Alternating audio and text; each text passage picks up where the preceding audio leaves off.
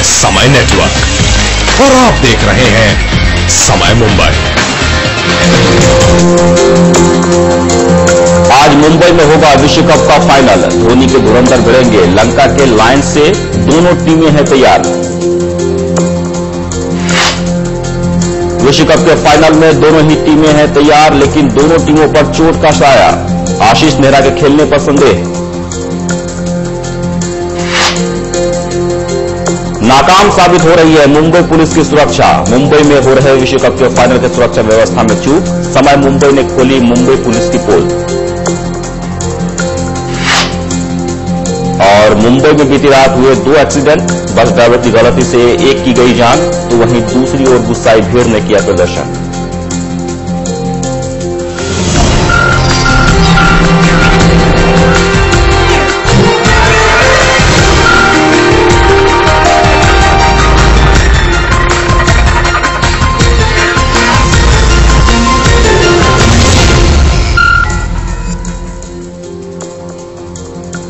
सहारा प्रणाम। समय मुंबई में आप सभी का स्वागत है। मैं हूं विद्यासागर। तो पिछले 1.5 महीने से वर्ल्ड कप पाने की जद्दोजहद अब खत्म होने को है।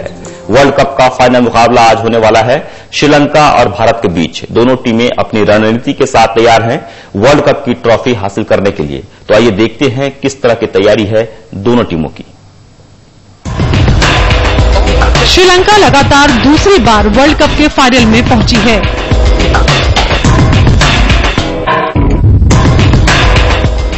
2007 फाइनल में खेलने वाले कुल 7 खिलाड़ी 2011 की टीम के सदस्य हैं और ज्यादातर जानकार आज की टीम को 2007 के मुकाबले कहीं ज्यादा मजबूत मान रहे हैं।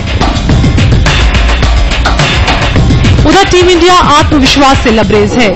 पाकिस्तान और ऑस्ट्रेलिया को पीटने के बाद अब धोनी को सिर्फ कप दिख रहा है।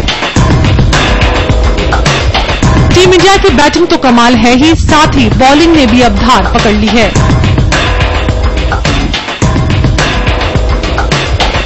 श्रीलंका की बल्लेबाजी में निश्चित तौर पर पहले के मुकाबले कहीं ज्यादा मैच्योरिटी देखी जा सकती है। टॉप ऑर्डर में तिलक रत्ने दिलशान, कुमार संगकारा और महिला जयवर्धने फॉर्म की चरम पर हैं। ये तीनों सचिन, सहवाग और युवराज का मुकाबला करेंगे तो जहीर का रास्ता रोकेंगे मलिंगा और मुरलीधरन हरभजन से टक्कर लेंगे। हालांकि इस टूर्नामेंट में श्रीलंका के मिडिल ऑर्डर बल्लेबाजों की परीक्षा नहीं हो पाई है। उन्हें ज्यादा मौके भी नहीं मिले हैं, लेकिन श्रीलंकाई खेमे में इसको लेकर कोई खास परेशानी भी नहीं है। वर्ल्ड कप का फाइनल मैच मुंबई के वानखेड़े स्टेडियम में है और इस ऐतिहासिक स्टेडियम में एक और ऐतिहासिक मुकाबला खेला जाएगा। टीम इंडिया से हर भारतीय बेहतर प्रदर्शन की उम्मीद कर रहा है। उधर श्रीलंकाई खिलाड़ी भी पूरी ताकत झोंकने के लिए तैयार हैं। समय मुंबई डेस्क। तो आज है वर्ल्ड कप का फाइनल मुकाबला भारत और श्रीलंका के बीच। तो पाकिस्तान पर विजय पाने के बाद अब बारी है श्रीलंका के दहन का। टॉस जीतकर पहले बैटिंग करने उतरी भारतीय टीम को सचिन और सहवाग की सलामी जोड़ी ने उम्मीद के मुताबिक तूफानी शुरुआत दी। सहवाग के आउट होने के बाद भी भारतीय टीम तेज रफ्तार से स्कोर करती रही। सचिन तेंदुलकर एक बार फिर से भारतीय पारी के इंजन साबित हुए। हालांकि मोहाली में किस्मत उनके साथ थी, लेकिन दूसरे छोर से कोई बल्लेबाज उनका ज्यादा साथ नहीं दे पाया। मिडिल ओवर्स में left arm pacer Wahab Riaz ने भारतीय पारी को एक के बाद एक झटके दिए। विराट कोहली 9 रन बनाकर रियाज के शिकार बने। युवराज सिंह बगैर कोई खाता खोले रियाज के गेंद पर आउट हो गए, जबकि धोनी को रियाज ने 25 के स्कोर पर पवेलियन भेजा। तो वानखेड़े में विश्व कप के फाइनल के लिए टीम इंडिया और श्रीलंका की टीमें कमर कस चुकी है और दोनों ही टीमें विजय की तैयारी में लगी हुई है। लेकिन दोनों ही टीमों पर चोट का साया मंडराने लगा है। जहां चोट लगने की वजह से आशीष नेहरा के खेलने पर संदेह जताया जा रहा है, तो वहीं श्रीलंका के खिलाड़ी मुरलीधरन के खेलने पर भी संदेह है।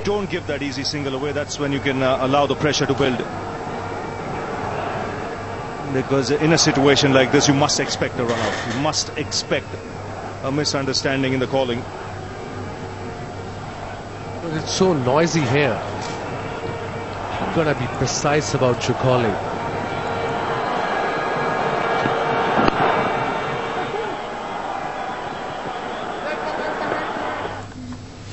और चलिए अब बात करते हैं ऑपरेशन ब्लैक बैग की। तो पूरी दुनिया की निगाहें लगी हुई हैं मुंबई पर। मुंबई के वानखेड़े स्टेडियम में होने वाला क्रिकेट के महाकुंभ का महामुकाबला। आतंकवाद की साजिश भी वहां पर रचने लगी है और खुफिया एजेंसियां पुलिस को कर रही है सतर्क। पहले से ही मुंबई पुलिस कर रही है पुख्ता सुरक्षा इंतजामों के दावे, लेकिन ये दावे कितने सच हैं इसकी पड़ताल की समय मुंबई ने।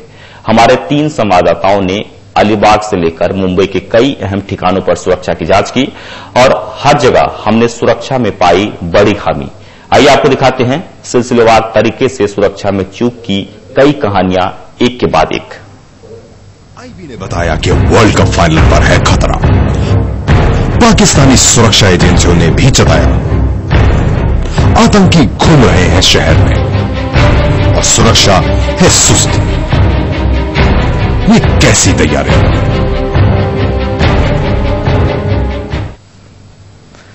तो आईबी ने अलर्ट जारी किया, यहां तक कि पाकिस्तान ने भी कहा कि मुंबई में होने वाले फाइनल मैच पर आतंकियों की नजर है। सुरक्षा के पुख्ता इंतजामों का दावा भी किया गया। गृह मंत्री आर पाटिल और मुंबई पुलिस कमिश्नर ने वानखेड़े स्टेडियम की सुरक्षा का जायजा भी लिया, लेकिन असलियत इन दावों से एकदम उल्टा है। आइए आपको अपने ऑपरेशन ब्लैक बैग की पहली रिपोर्ट दिखाते हैं। यकीनन इसे देखकर आप चौंक जाएंगे। तो हम आपको बता दें कि सुरक्षा पर किए गए हमारे इस खास कार्यक्रम की हर रिपोर्ट देखकर चौंकते रहेंगे। सुरक्षा के सभी इंतजाम पूरे हो गए हैं। पुलिस दल के 3000 जवान और अधिकारी यहाँ मौजूद होंगे। सीआईएसएफ भी इनमें शामिल किया गया है। फोर्स 1, एनएसजी ऐसे महत्वपूर्ण इंस्टीट्यूट भी, संस्थाएं भी यहाँ हाजिर होंगी। मेरे ख्याल से मैंने जो जानकारी ली, सुरक्षा का सभी इंतजाम किया गया है। The police arrangements you must have been following all through. It is of an extraordinary scale. In fact, something which, at least in my career, I have not witnessed. Will be the kind of deployment that will be there, the kind of arrangements that will be there. It will be quite humongous. सुना आपने, ये दावे हैं गृह मंत्री are Patil और commissioner of police आरूप Patnaik के। लेकिन सुरक्षा चाक चौबंद होने की ये जो दावे किए जा रहे हैं वो एक धोखे से कम नहीं। कितनी मुस्तैद है सुरक्षा, आइए हम आपको दिखाते हैं कैमरे की नजर से। वर्ल्ड कप फाइनल मैच पर आतंकवादियों की नजर है। खबर यह भी है कि 17 आतंकवादी टिकट खरीद चुके हैं। तो कितनी पुख्ता है सुरक्षा व्यवस्था, ये जिज्ञासा हमारे अंदर जागी और हम चल दिए सुरक्षा की पड़ताल के लिए। सबसे पहले हम पहुंचे उस ठिकाने पर जहां से सन 93 के सिलसिलेवार बम धमाकों का आरडीएक्स शहर में दाखिल हुआ।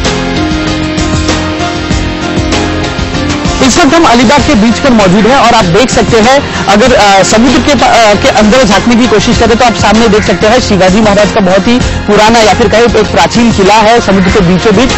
और ये पूरा जो आप बेल्ट देख रहे हैं पूरी एक कोस्टल बेल्ट है। लेकिन यहाँ पे अगर सुरक्षा व्यवस्था के इंतजामों की बात करें, पुलिस की मौजूदगी की बात करें, तो यहाँ पे आप देख सकते हैं अलीबाग पुलिस की एक बीट चौकी यहाँ पर मौजूद है। आइए आपको मैं इस बीट चौकी के अंदर ले जाने की कोशिश करता हूँ और आप देख सकते हैं ये बीट चौकी पूरी खाली पड़ी है। यहाँ पर देख सकते हैं अंदर कोई भी जो है पुलिसकर्मी अंदर मौजूद नहीं है। मैं मेरे कैमरामैन सौरभ से कहूंगा कि वो एक बार अंदर जाने की कोशिश करे बीट चौकी के। और आप देख सकते हैं पूरी की पूरी बीट चौकी खाली पड़ी है। यानी कि यहाँ का जो पूरा अलीबाग का जो तटीय इलाका है, यहाँ की जो सुरक्षा व्यवस्था है वो राम भरोसे है, कहना गलत नहीं होगा। अगर नियमों की बात करें तो यहाँ पर पुलिस को मौजूद होना चाहिए था, क्योंकि एक बहुत ही सेंसिटिव पॉइंट है। लेकिन यहाँ पर एक भी पुलिसकर्मी हमको नजर नहीं आ रहा है। सरकार की सुरक्षा के पहले दावे ने तो यही दम तोड़ दिया। हमने वहां थोड़ा वक्त भी गुजारा। इस दौरान हमारी पुलिस के एक भी कर्मचारी से भेंट नहीं हुई। यानी समुद्र के रास्ते मुंबई में कोई भी कुछ भी ला सकता है।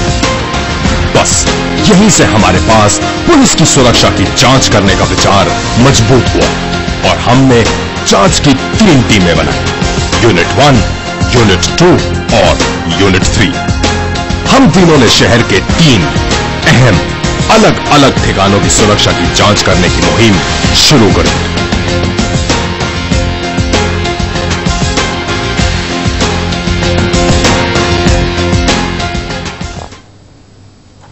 तो चलिए खबरें अभी और भी है, बने हमारे साथ, यहां रुकेंगे छोटे से ब्रेक के लिए।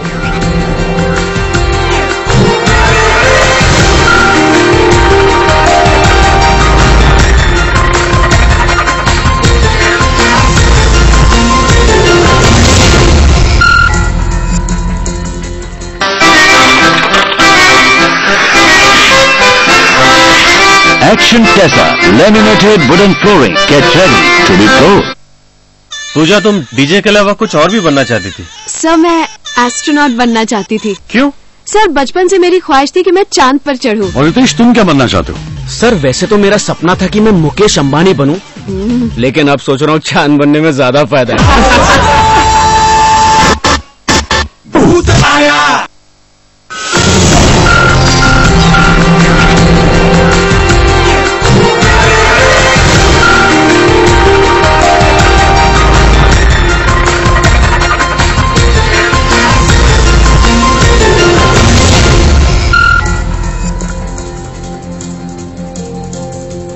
ब्रेक के बाद आपका स्वागत है। तो ब्रेक से पहले हमने आपको दिखाया था कि किस तरह से हमारे 3 संवाददाता बड़े आराम से पूरे साजो सामान के साथ अलीबाग के समुद्री किनारे पर घूमते और पुलिस चौकियां एकदम खाली पड़ी रही वहां पर नजर आया। आपको याद दिला दें कि मुंबई में होने वाले 93 के धमाकों के लिए मौत का सामान इसी समुद्री तट से पहुंचा था और 26 नवंबर 2008 को देश को दहलाने वाले आतंकी भी समुद्र के रास्ते मुंबई में दाखिल हुए। हमले के बाद सरकार ने गला फाड़ फाड़ कर कहा था कि समुद्र की सुरक्षा चाक चौबंद रहेगी। ये तो आपने देखी सागर की सुरक्षा में ढिलाई, अब आपको दिखाते हैं उस जगह की सुरक्षा की खामियां जहां वर्ल्ड कप का फाइनल होने वाला है। जी हां, वानखेड़े स्टेडियम की सुरक्षा के दावे तो तमाम हो रहे हैं, लेकिन नतीजा वही ढाक के 3 पात। आप खुद देखिए और तय कीजिए कि कितनी सतर्क है हमारी पुलिस।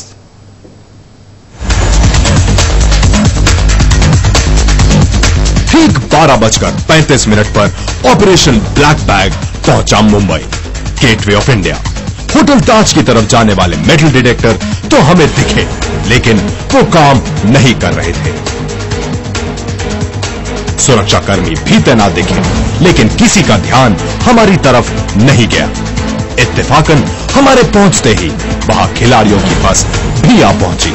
हमने बस के पास जाने की भी कोशिश की, लेकिन तब भी हमारी तरफ किसी का ध्यान नहीं गया। इसके बाद हमने अपना रुख किया वानखेड़े स्टेडियम की ओर, जहां पर वर्ल्ड कप का फाइनल मैच होना है। वानखेड़े स्टेडियम के पॉली उमरीगर गेट के बाहर हम करीब 1:30 बजे पहुंचे। बंकर बना हुआ था, पुलिस भी तैनात थी। पुलिस की टुकड़ी से थोड़ी दूर हमने 1:45 पर एक बैग रखा और हम वहां से चले गए। एक लावारिस काला बैग पड़ा रहा वहां करीब 25 मिनट तक और इस दौरान किसी भी सुरक्षाकर्मी का ध्यान उस बैग पर नहीं गया। 2:10 पर हमने अपना बैग उठाया और चल दिए। जब हम बैग लेकर वहां से चले तो हमारे दिमाग में एक ही सवाल था कि अगर इस बैग में विस्फोटक सामान होता तो क्या होता। यानी सुरक्षाकर्मी तो वहां मौजूद थे, लेकिन सतर्क नहीं। ऐसे में जब वानखेड़े स्टेडियम का ये हाल है तो मुंबई के बाकी ठिकानों की सुरक्षा का क्या आलम होगा, ये आप खुद ही सोच सकते हैं।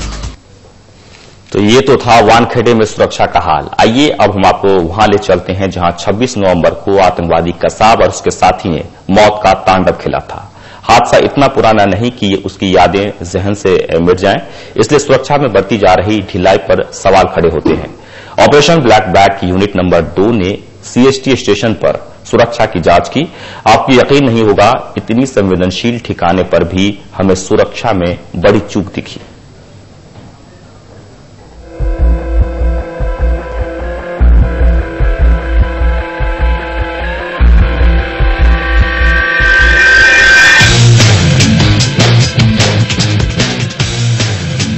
यह है मुंबई का सीएसटी स्टेशन, वही स्टेशन जहां 26/11 के दौरान आतंकियों का कोहराम मचा था।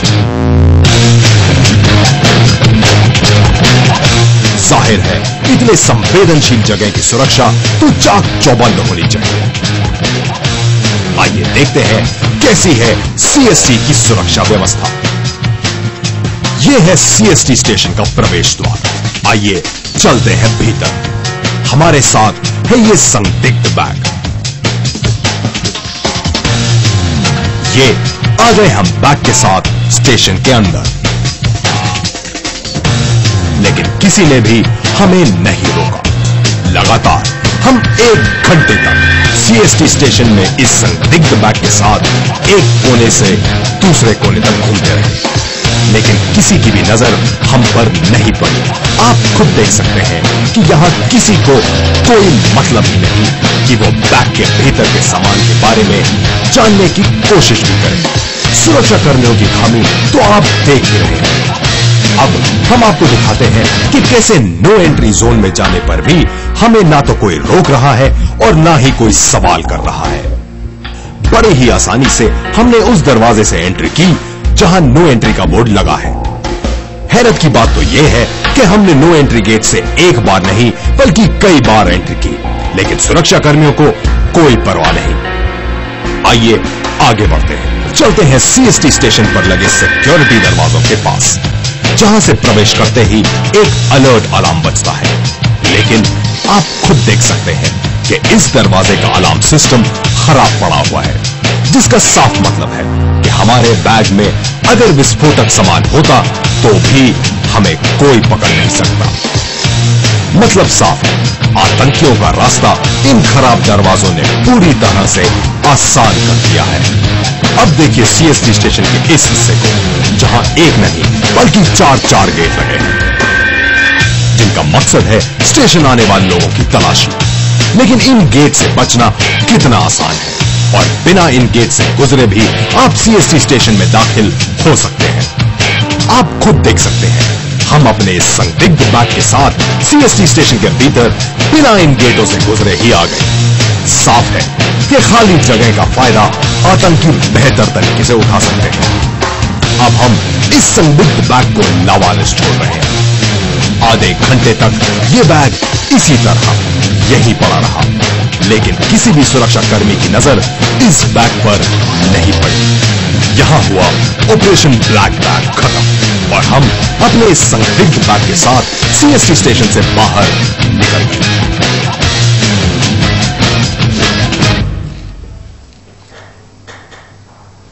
चलिए आगे बढ़ते हैं। तो मुंबई में बीती रात हादसों की रात रही। मुंबई में 2 अलग अलग जगहों पर एक्सीडेंट के चलते एक युवक की मौत हो गई और 6 लोग घायल हो गए।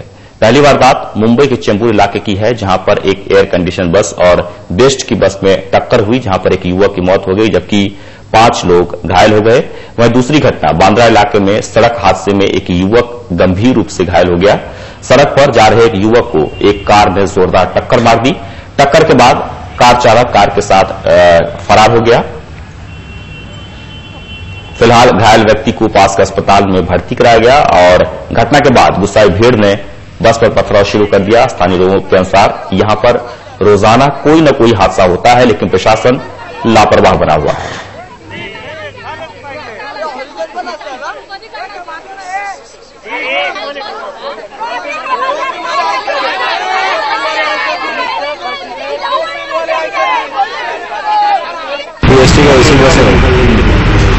अभी आपकी हालत कैसी है? बहुत तकलीफ हो रहा है, बात करने में, उठने बैठने में, आदमी चलने में बहुत तकलीफ है। पैर में बहुत तकलीफ है। फ्रैक्चर वगैरह तो नहीं है, स्वेलिंग वगैरह बहुत है। और ये कितने बजे का हादसा है? 9:15 साढ़े 9 बजे। इसमें गलती किसकी है? बस वाले। बस हम सिग्नल पे खड़े थे, सिग्नल लगा हुआ, सिग्नल पे खड़े थे। बस वाले क्या होगी ना, पहले ब्रेक फेल होगा तो भी वो ये तो देखेगा ना कि भाई सामने वाला हट जाए, तो ब्रेक भी नहीं, वो हॉर्न भी नहीं दे रहा था। हॉर्न अगर देता था ना तो कम से कम है ना, मैं कैसे भी करके किधर भी साइड में तो लगा के रखता था ना गाड़ी। कितने लोग मरे घायल हुए कुछ हम आपको पता है? अभी 1 जन मर गया और हम 5 जन है। अभी 5 जन को मैं देखा उसके ऊपर। और चलिए यहाँ रुकेंगे एक और ब्रेक के लिए, तुरंत लौटते हैं, बने रहे हमारे साथ।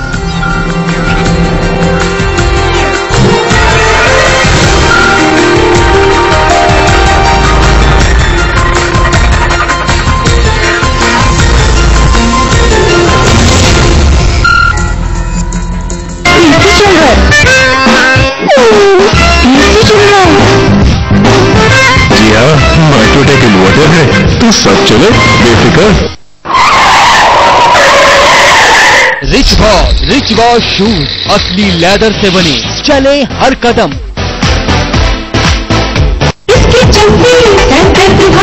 न रहेगी टेंशन, न गिरेंगे बाल, ये है जगत तेल का कमाल।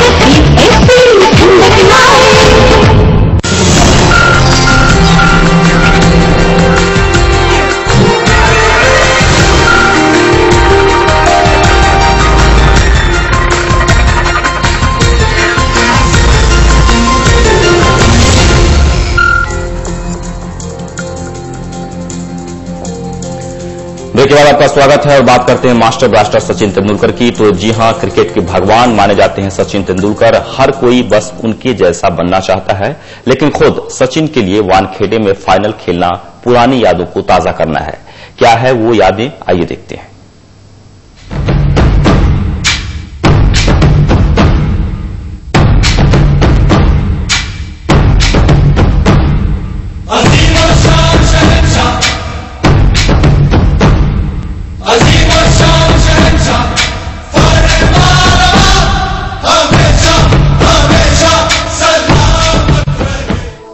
शहंशाह है सचिन, तो कहीं भगवान के रूप में लोग उन्हें पूछते हैं, कहीं जीनियस मास्टर ब्लास्टर, तो कहीं गॉड ऑफ क्रिकेट, और न जाने कितने नाम उनके दीवानों ने उन्हें दे रखे हैं।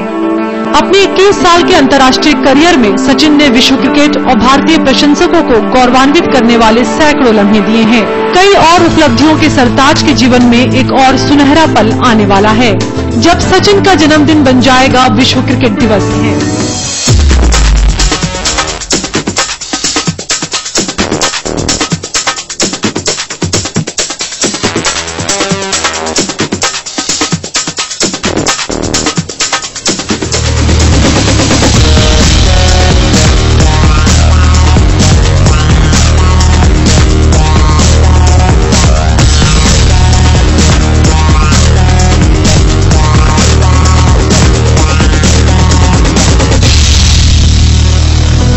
आईसीसी 24 अप्रैल को यानी सचिन के जन्मदिन के दिन को वर्ल्ड क्रिकेट डे के तौर पर मनाने का मन बना रही है। हालांकि आधिकारिक तौर पर इसकी पुष्टि नहीं हुई है। 26 अप्रैल को विश्व क्रिकेट दिवस मनाया जाता है। खबर ये है कि अब वो 2 दिन पहले यानी सचिन के जन्मदिन पर मनाया जाएगा।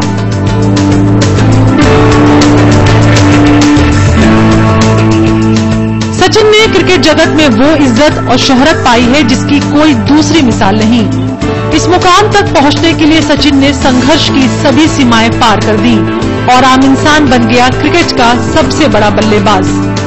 मास्टर ब्लास्टर मुंबई के इसी शिवाजी पार्क में कभी इन्हीं खिलाड़ियों की तरह पसीना बहाते थे, लेकिन अब वो ऐतिहासिक पल आने वाला है जब 24 साल पहले बाउंड्री पे खड़ा एक 14 साल का बॉल बॉय इसी मैदान पर हजारों प्रशंसकों के बीच चौके और छक्कों की बरसात करेगा।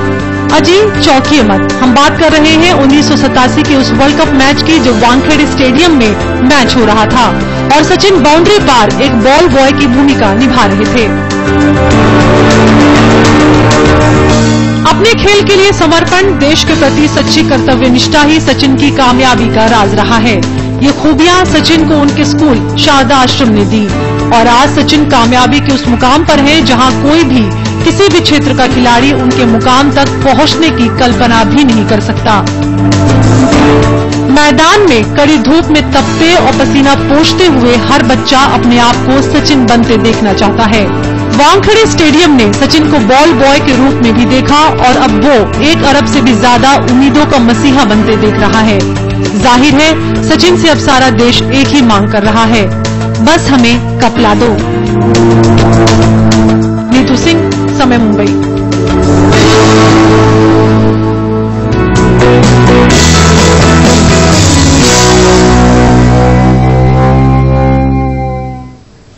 तो 1983 का वो पल जब देश को मिला था वर्ल्ड कप, जिसने रचा था इतिहास। फिर वही है साल, वैसी ही तारीख, वैसा ही पल, वैसा ही जुनून और वही दरकार की इंडिया मांगे कप। वक्त फिर लौट आया है, कैसे, आइए देखते हैं।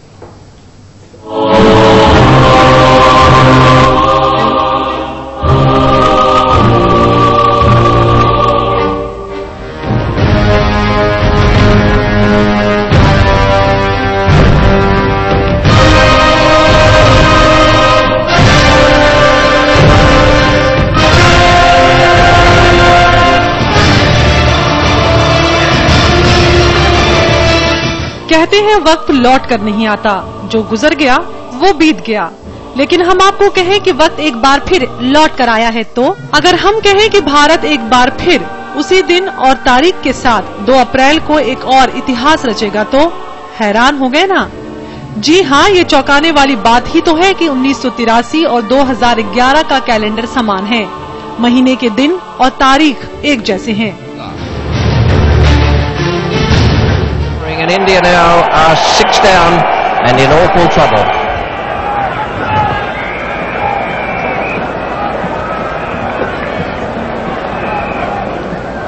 Lull, 66 for 4. Jones goes for 5 and Lloyd is there, 8 not out. अब आप ये सोच रहे होंगे कि हुआ होगा ऐसा, लेकिन हम ये सब आपको क्यों कह रहे हैं? तो चलिए आपको बता ही देते हैं कि समानता के पीछे क्या राज छुपा है। 1983 में भारतीय क्रिकेट टीम ने कपिल देव की कप्तानी में वर्ल्ड कप जीता था और आज फिर भारत उसी इतिहास को दोहराने की दहलीज पर खड़ा है। 1983 में अप्रैल में 2 तारीख शनिवार को आई थी और इस बार भी 2 अप्रैल को शनिवार है। सिर्फ 2 अप्रैल ही नहीं, पूरे साल के आंकड़े समान हैं। 1983 का वो ऐतिहासिक पल जब कपिल देव जीत की ट्रॉफी हाथों में लिए लोगों की बधाइयां ले रहे थे, हर देशवासियों के मन में सदा के लिए बस चुका है।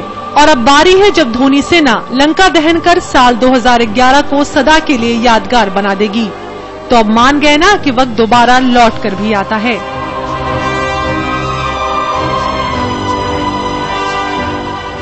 नीतू सिंह, समय मुंबई।